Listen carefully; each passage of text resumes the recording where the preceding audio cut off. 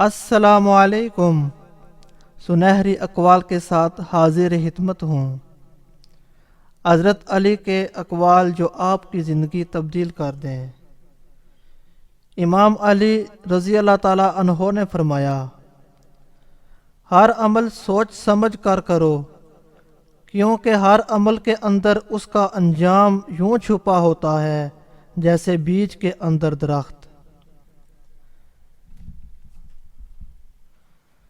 کتنے لوگ ایسے ہیں جو اپنی زبان کی وجہ سے ہلاک ہو جاتے ہیں۔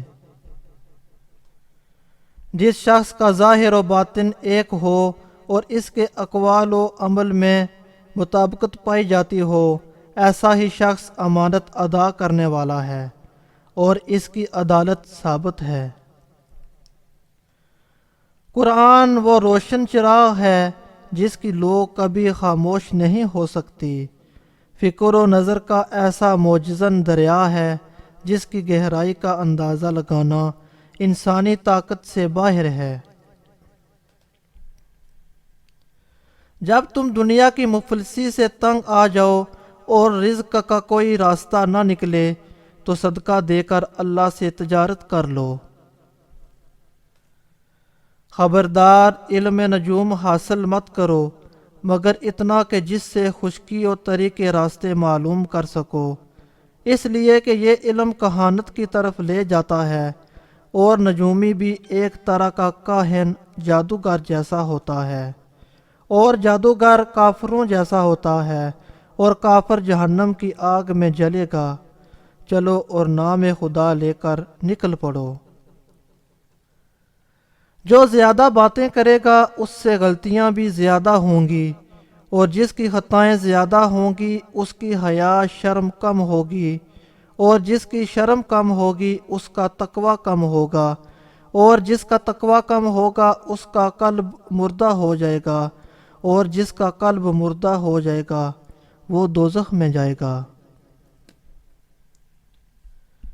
زندگی کے ہر موڑ پر صلح کرنا سیکھو، کیونکہ جھکتا وہی ہے جس میں جان ہوتی ہے، اکڑنا تو مردے کی پہچان ہوتی ہے۔ انسان کی تمام پریشانیاں دو باتوں کی وجہ سے ہیں: تقدیر سے زیادہ چاہتا ہے اور وقت سے پہلے چاہتا ہے۔ علم کی دو قسمیں ہیں، ایک وہ ہوتا ہے جو طبیعت میں ڈل جاتا ہے، اور ایک وہ ہوتا ہے جو صرف سن لیا جاتا ہے، اور سنا سنایا اس وقت تک کام نہیں آتا جب تک مزاج کا جز نہ بن جائے۔ کبھی تم دوسروں کے لیے دل سے دعا مانگ کر دیکھو، تمہیں اپنے لیے مانگنے کی ضرورت نہیں پڑے گی۔ میں آسمان کے راستوں کو زمین کے راستوں سے بہتر جانتا ہوں۔ تجربہ انسان کو غلط فیصلے سے بچاتا ہے، مگر تجربہ غلط فیصلے سے ہی حاصل ہوتا ہے۔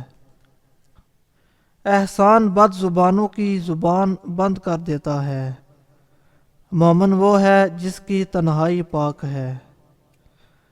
اللہ تعالیٰ سے دعا ہے کہ اللہ تعالیٰ ہم سب کو ان اقوال پر عمل کرنے کی توفیق عطا فرمائے۔ اللہ تعالیٰ سب کا حامی و ناصر ہو۔ السلام علیکم ورحمۃ اللہ وبرکاتہ۔ اللہ حافظ۔